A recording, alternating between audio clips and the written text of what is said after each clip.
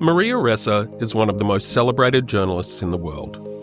Born in Manila in 1963, she moved with her family to the US, studying at Princeton University before returning to the Philippines to forge her career, starting as a correspondent for CNN covering the growth of terrorism in Southeast Asia. That was in 1995. A quarter of a century later, in 2021, Ressa's bravery in the pursuit of truth saw her awarded the Nobel Peace Prize for Journalism. I'm Conrad Marshall, and from the Sydney Morning Herald and The Age, welcome to Good Weekend Talks, featuring weekly in-depth conversations with fascinating people. In 2012, Ressa co-founded Rappler, an online news site, distinguishing herself as a fearless defender of freedom of expression, standing up to an authoritarian regime famous for, among other things, its campaign against journalists. She's visiting Australia shortly to speak on August 23 at the Festival of Dangerous Ideas in Sydney, and she joins us for a chat today about the threat to democracy from disinformation and the responsibility we all share to tease fact from fiction in the age of AI. Today's episode is hosted by Good Weekend senior writer Tim Elliott. Well, I'll start by asking you, you're coming out here to take part in the Festival of Dangerous Ideas.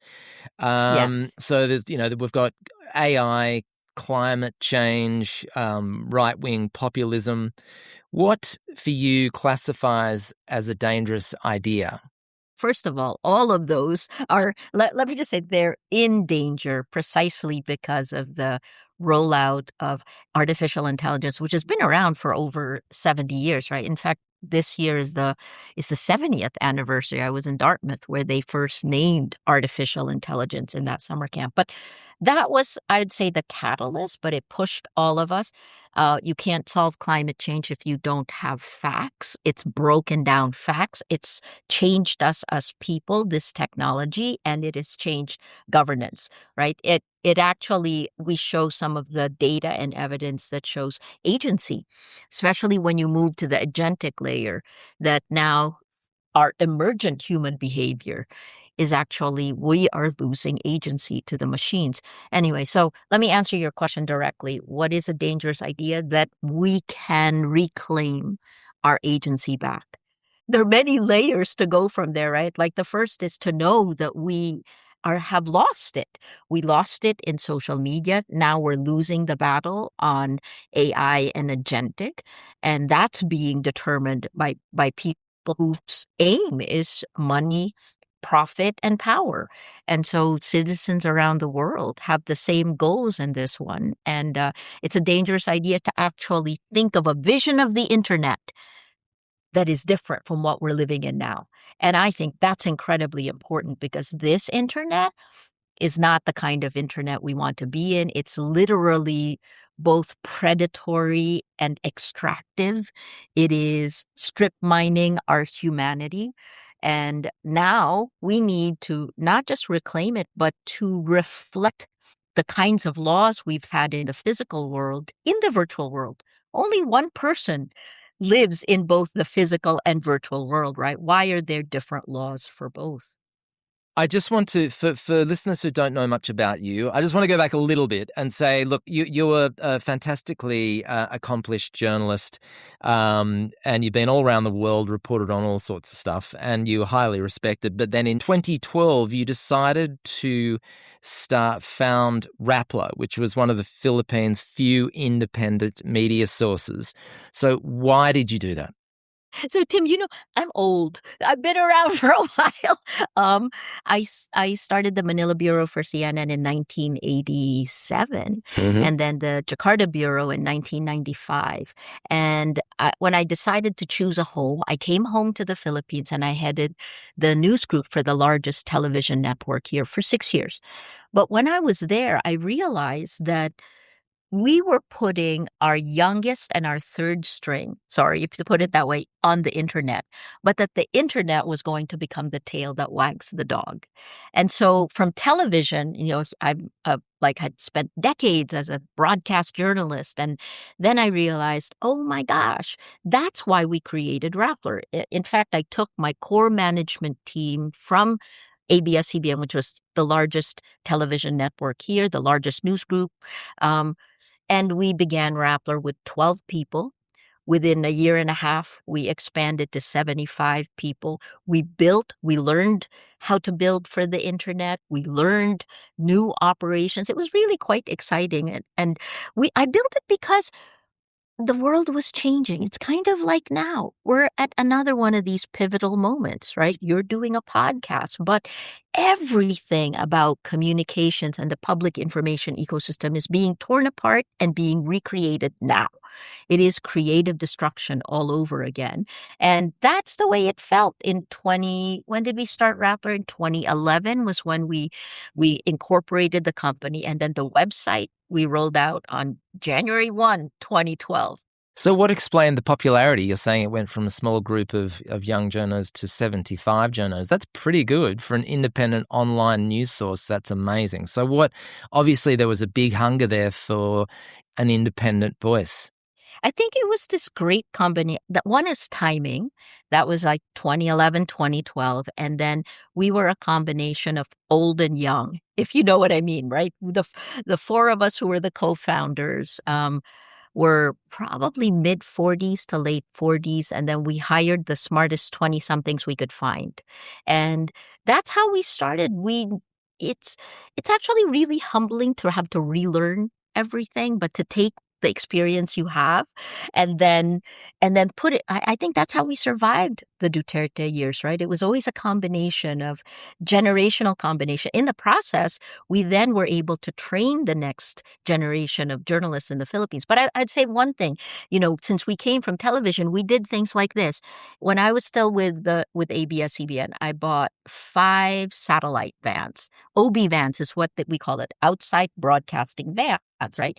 And when we started Rappler, what we did was we literally built on an Isuzu chassis, an OB van, but for IP satellite. Right. So when we came out, we did everything we would for television, except we did it for IP. And that was really interesting. The IP satellite van was only good, I'd say, until 2015, which is when Facebook Live and YouTube Live began, right? But until then, that IP sat van, we drove it to where this typhoon, the super typhoon, hit in 2013. Yeah. So it was the only way people could get information out, because we were able to connect by satellite. The government didn't have any information after the super typhoon hit, and we were able to connect people that way. Anyway, sorry, it's been an incredibly amazing journey for me to try to find how, one, broadcast journalism has shifted, but 2, how journalism itself is shifting given the technology. And then for me, my greatest worry today is that the internet as we know it is already disappearing. And I don't think people know that yet. If you look at like the open internet, when we started Rappler in 2011, today, only 25% of the internet, and this is globally, only 25% remain free and open. 75% are now controlled by social media companies and AI. And that's the reason we journalists have a real existential problem.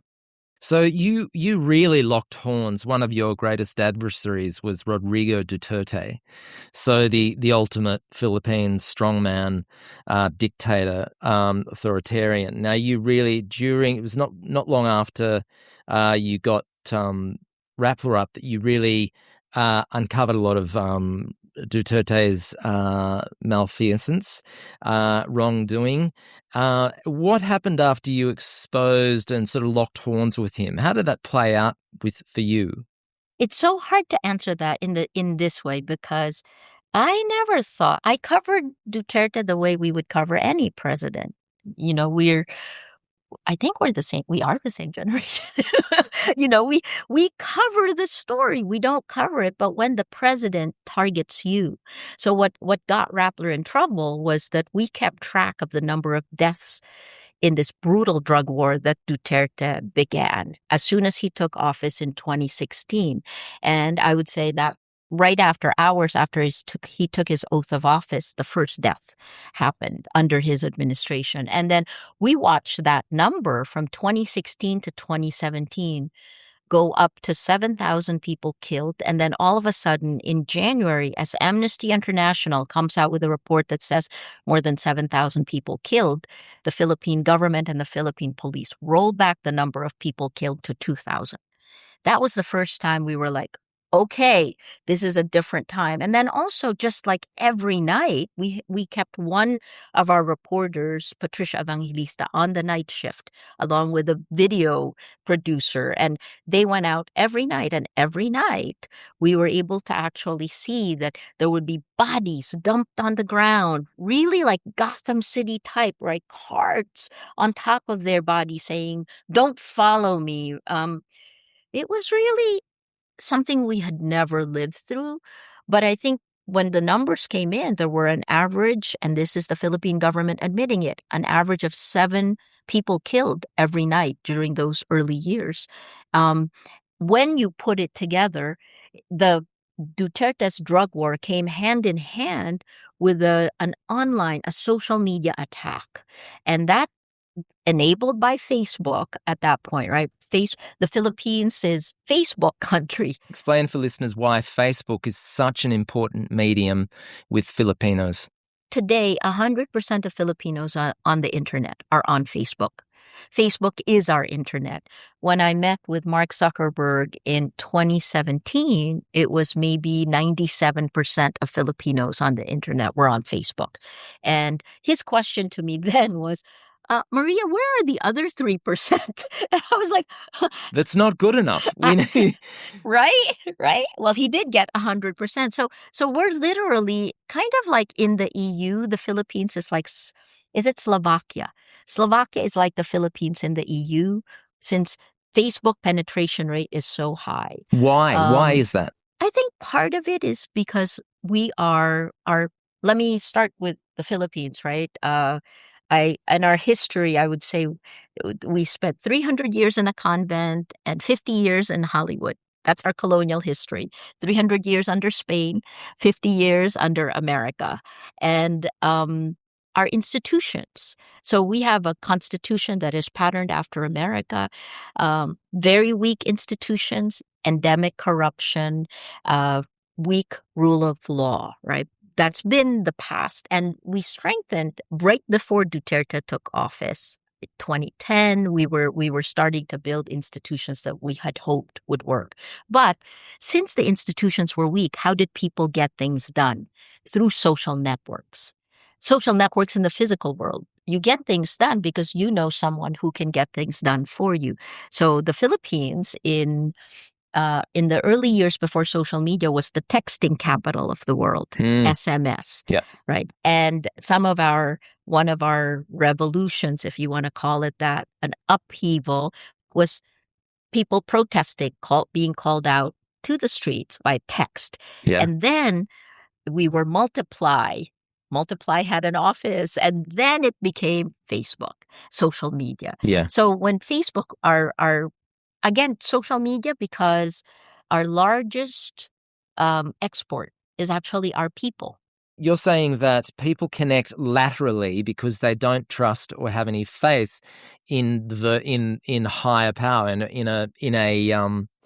in institutions which are quote above them, if you know what I mean. So they all connect laterally with each other on the ground. Yes. Okay. Yes. Yeah.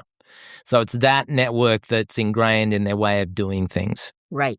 And because what we also did in the Philippines in terms of technology was we bypassed the laptops and went directly to mobile. So everyone has jeans and a mobile phone. No matter how. I was also going to say that the other thing is that the the largest dollar earner in the Philippines since the first year I came back to the Philippines in 1986 has been our people. Yeah. And so, 10 to 12 million Filipinos go overseas. How do they stay in touch with each other? Facebook. Facebook. Yeah. Okay, so you really locked horns with Duterte. And he was excellent from what I've learned at weaponizing the internet with bots. How did he use the internet against you once you started reporting on his war on drugs? It was really well organized. Facebook focused on CIB, coordinated inauthentic behavior. But in the Philippines, these are real people who were organized bottom up. Information operations, which then became information warfare.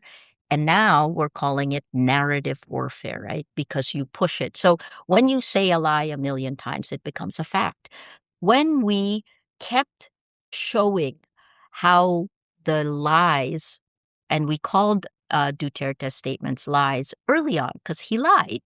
And when he lied, Rappler called it a lie. It took the West, it took America a little bit longer, but for us, it was very clear. So when we called it a lie, we were then attacked. And at one point, when I came out with the weaponization of the internet series, and this was in 2016, October of 2016, shortly after he had taken office, two of those stories were mine. The third story of that, the weaponization of the internet stories, was written by my co-founder, Chai Hofilenya.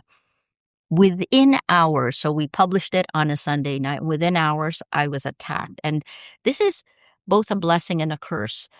When I was attacked with information operations, all I did was to count how many attacks I was getting in an hour. And it was got Sunday almost night. 100, didn't you, in an hour, every hour, over and over. You were just getting hammered by trolls, armies of trolls, right? And they were very, in the story I wrote about you, I read a lot of these threats, the visceral, violent, misogynistic threats that would have been terrifying.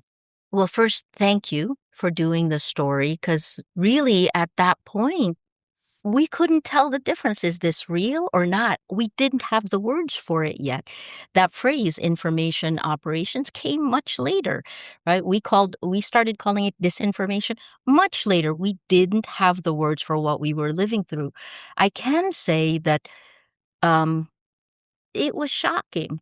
My my managing editor actually at that point said, Maria, maybe you shouldn't do any stories, because when the CEO of a company is under attack, the company is under attack, right? So it had an impact on us. But I think, again, blessing in disguise is that when you have the data, you can tear it apart. I think it took 2 or 3 months for us to figure out what was going on. But then part of that was because these government, and later on we would find out that they were consultants and paid by the Duterte administration, because it would come out later on. And I wrote a book, How to Stand Up to a Dictator, actually, showed that how much there was more being paid to the troll army than there was for the palace communications team. Anyway, so what happened was we began to just analyze what was going on. And I guess that's where you have to be I had to be very stoic in those years. Yeah. Because, well, I mean, it would have been, what did it do to you? You started, that you had to take these threats seriously. There were death threats. You started practicing drills when you were being safe when you were driving, wearing a vest, a bulletproof vest. You started to gameplay how the office would evacuate in the eventuality of a bomb threat. All this sort of stuff, very, very real, and especially in a country like the Philippines where, dozens of journalists are killed, every year. It's a very violent place. So do you notice how I tried to forget all of that you just told me? I'm so in awe of your ability to handle that stress. So what did it do to you as a human being mentally, having to face the idea that really you could have I remember talking to you once and you were saying, always got to wind up the windows when you're driving through traffic. A guy on a bike might pull up at any moment, blow your head off. Having to remain that level of vigilance and cortisol must have been very damaging, actually, to you. That's so interesting. You're forcing. I realized I had become stoic, right? I didn't really allow myself to become emotional during that time period until we won the cases. And it was when, after we won the cases, that I then allowed it's like you push all your emotions to the pit of your stomach because part of it is anger. Tim, I mean, come on, we were just doing our jobs. And so the rest of it was like, it's funny, if you walk into a conflict zone and you have to live in a war zone for a week, 2 weeks, 3 weeks, that's okay. But when you have to live there for a year, 2 years, right, it becomes a whole other thing. And I think what we learned amongst ourselves was, again, we learned a ton. And I joked again at that time, that I say, what doesn't kill you makes you stronger. It really did make us stronger. But once we started winning the cases, look, in 2019, I had, in a little over a year, in 14 months, I had 11 arrest warrants. I mean, I began to workflow posting bail, and then we realized we didn't know where the threat was going to come from. There was a group that had tried to attack the office. Our people, how do we keep them safe? So we did put all these measures in place. But in a strange way, I guess I like thinking about things like that. It's like driving into a war zone, but staying in it. What it does, I'll tell you, the long-term effect on me is now I think I have PTSD in America. It's like, because when I recognize the same things happening again, I'm like, oh my God. And you survive it by preparing for the worst and then moving forward. And then, as out of those 11 cases, by the way, right, I still have one left. I still have to ask the Supreme Court for approval to travel. Rappler has won its 10 cases.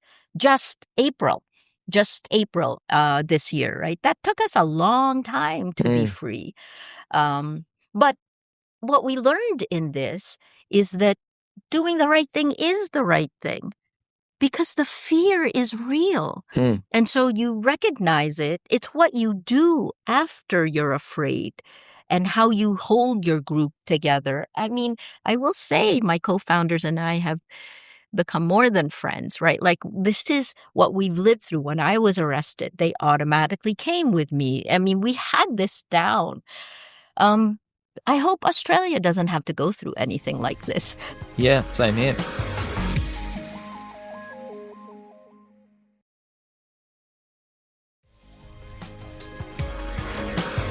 Now, Duterte lost power in 2022. So what has changed in the Philippines since then? I joke that we went from hell to purgatory. And the irony, of course, is that Duterte was arrested by the son of the former dictator of the Philippines, who was ousted in the People Power Revolt in 1986, right? So Bongbong, yeah. Yes, it's very funny. So in 2022, Marcos Jr., Bongbong Marcos, allowed the courts, the fear lifted, the courts began ruling, and he cared about what the rest of the world thought and did. And in that sense, justice began coming back. I mean, look, we now are doing an impeachment hearing against the daughter. The vice president of the country is Sara Duterte, the daughter of Duterte. And even to get back, I mean, I just slid in, right? Imagine Duterte after 6 years and a brutal drug war that went to the highest number that we ever put on record came from the Commission on Human Rights. And they said in the end of 2018 that almost 28,000 people were killed. That's 2018. He was in power until 2022, right? And then after that, the fear was so great that the number never moved. The first casualty of facts in our country was the number of people killed. When Marcos came in, all of a sudden, the courts began to move. The fear lifted. We started winning our cases. But imagine the irony when it's March 2025, I can't forget that date, because that was when the man who was the most powerful leader this country has ever had was arrested as he was getting off a plane coming back from Hong Kong. And then he was placed in a private plane to go to The Hague, and that's where he is facing charges of crimes against humanity. So it makes me feel again that two things. One, doing the right thing is the right thing, but two, some of the evidence against him that brought him to the International Criminal Court is the journalism of Rappler.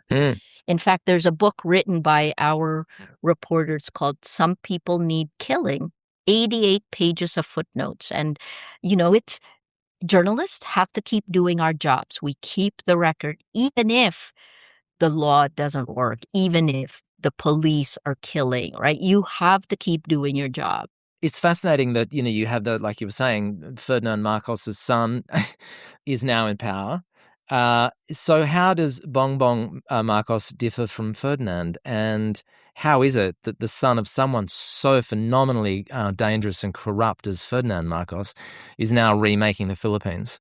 Look, I think the damage of Duterte will last into the next generation. We're just figuring out how much corruption had happened, right? But if you think about it, when you break down the institutions, Duterte did this within 6 months, where the institutions broke down, checks and balances were gone, and that led towards strategic corruption. There was no check and balance against him.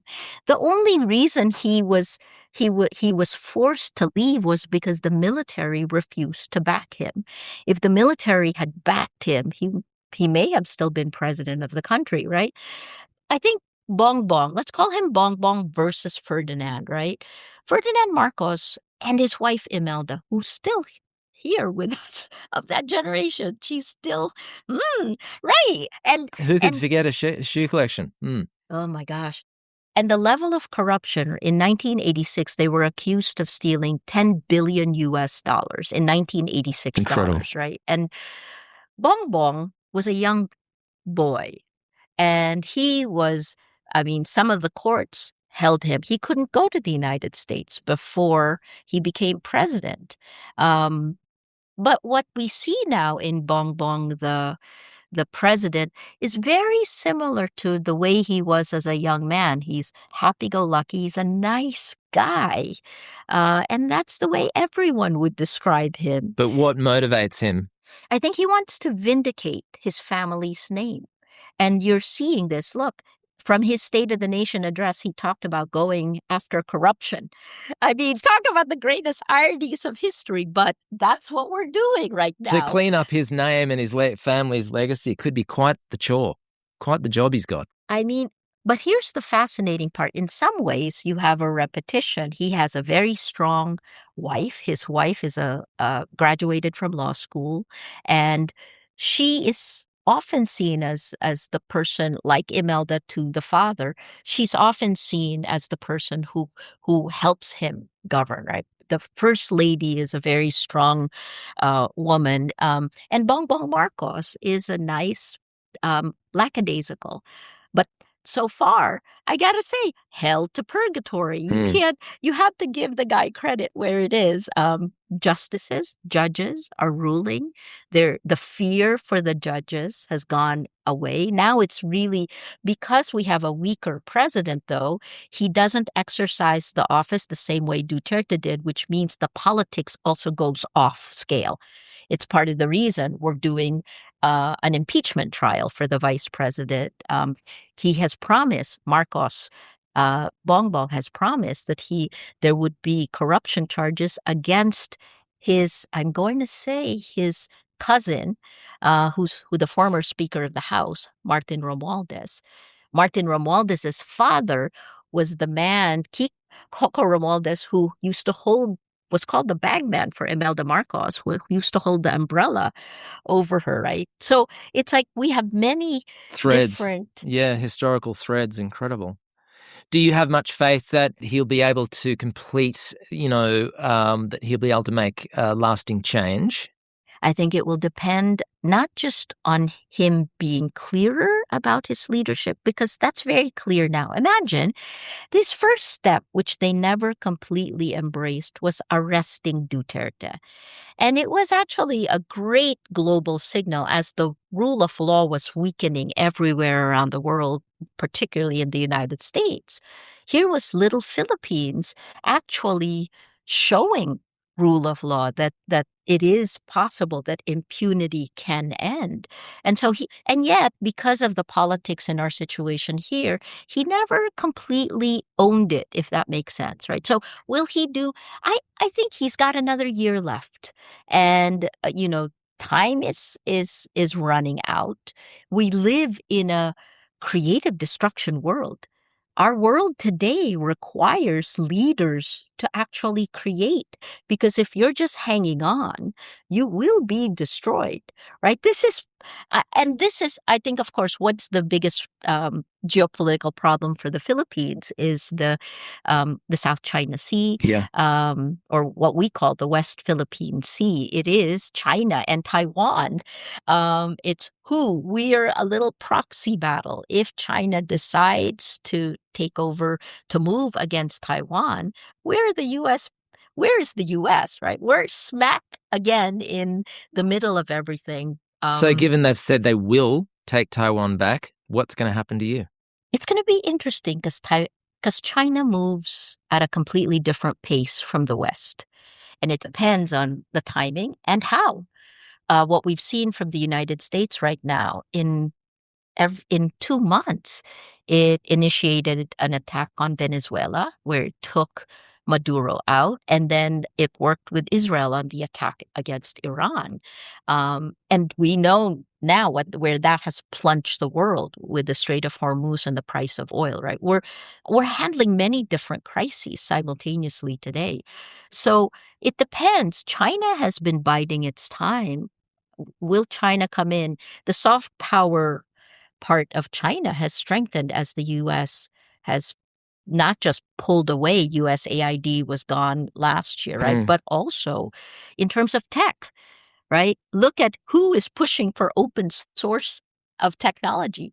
China. Yeah. Who is not, right? Yeah. And then as global South countries, I mean, we've been talking about this as well, as global South countries pick up open source. China is there in Africa, in Southeast Asia, so in Latin America. So actually, I think we need to look. I just have to add that VDEM in March this year said that 74% of the world is now under autocratic rule.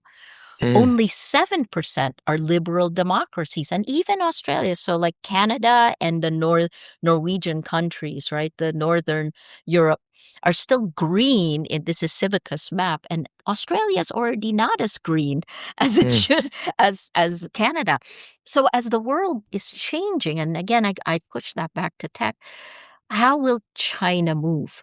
And as America, the superpower that created the post-Cold War world, as it violates many of the tenets it had helped put in place in the United Nations, how will the world react? I mean, it's interesting when you talk to the global South countries in the UN. We just met with them in Geneva when we were releasing the preliminary report of the scientific panel, and people talk about the Security Council and the vetoes. And some of the heads of states there are blaming the countries with the vetoes. They're supposed to have been the guardians of peace, and yet they're the ones initiating the wars. I think AI as well. What do the Philippines was torn up socially and politically by a misuse and weaponization of the internet. Given AI is, improves on itself exponentially, is it possible to even begin to prepare for a world where it's in the future? I think nations, and this would be what Canada's prime minister called the middle countries, right? Like Australia, Canada, the global South. As the U.S. has shifted, new multilateral arrangements have to be put in place. And the reason why I'm going there is because if our countries do not put laws in place to protect, it's a safety issue now to protect our people, then it will lose. For every day it doesn't act, it will lose more and more of its power to technology. The big tech companies, you're talking about 5 or 6 companies that have frontier models. They own that. I mean, how much? You're talking about over $5 trillion that have been, these are the company valuations in the last year, and over $650 billion in the last 2 years alone spent on data centers, on getting capacity to do this, right? If countries do not put guardrails in place, not only will it lose sovereignty, that's what Europe has talked about, sovereignty, right? But it is true, but it will also lose control of the people as we lose our own agency to this extremely powerful technology. I mean, I came from, after Geneva, I went to Rome, where the Vatican held.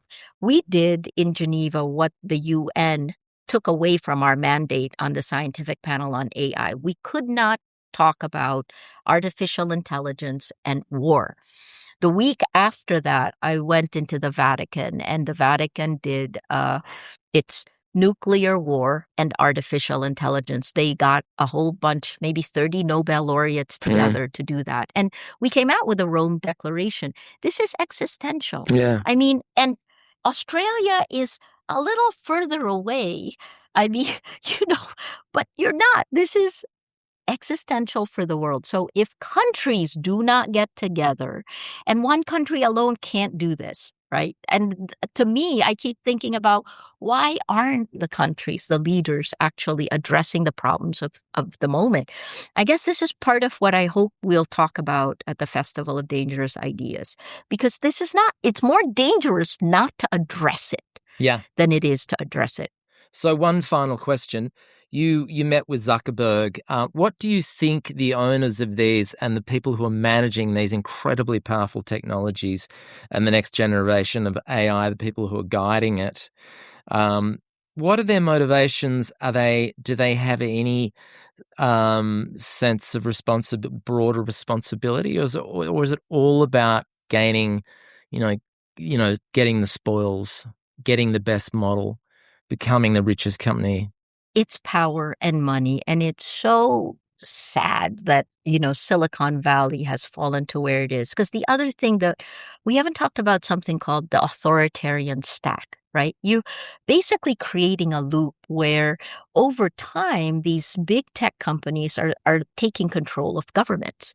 Because a company like Palantir, right? Peter Thiel, who's already talked about democracy as just a skin on top of what it is, that Peter Thiel, Palantir, not only did Peter Thiel fund Donald Trump and J.D. Vance's candidacy, but once they came in, of course, Palantir had, I think, won a $10 billion contract with the military, right? Yeah, so once that happens, right? And then there was his protege is the CEO of Anduril, which is the targeting of the missiles. And then, of course, Elon Musk is the comms part. So you almost have the front end and the back end. And as countries outsource their operations to these companies, the CEOs of these companies then have a greater and greater. I mean, this is Marichka Schaake, who's a former member of the European Parliament, wrote a book in 2024. It's called The Tech Coup. And they become de facto leaders, world leaders, really. There you go. And that's the world we live in today, right? And I guess what Australia put in place, it was among the first to do the 16 years old and below, but that's only the first step. Other countries are following, but you have to look at the design of the technology and what it is doing. That's the first step, because we see our kids, and this is all around the world, not only lacking sleep. I mean, this is the Surgeon General's report under the Biden administration, right? The epidemic of loneliness. This is Vivek Murthy came out with that. Greater amounts of sleeplessness, of increasing levels of suicide, right? These are things that we see happening already. There are studies that show this. So the question there for leaders is, instead of using the tech to get elected, you have to actually go back. And I go back to what's the fundamental problem. The upstream problem still goes back to, what does a democracy need to function? You need to have a shared reality where we agree on the facts. Because when you don't agree on the facts, not only do you lose the ability to act, you also lose the ability to agree on anything. To do anything. Because you can't agree. Neither of you agree. Neither of you are operating on the same idea of reality.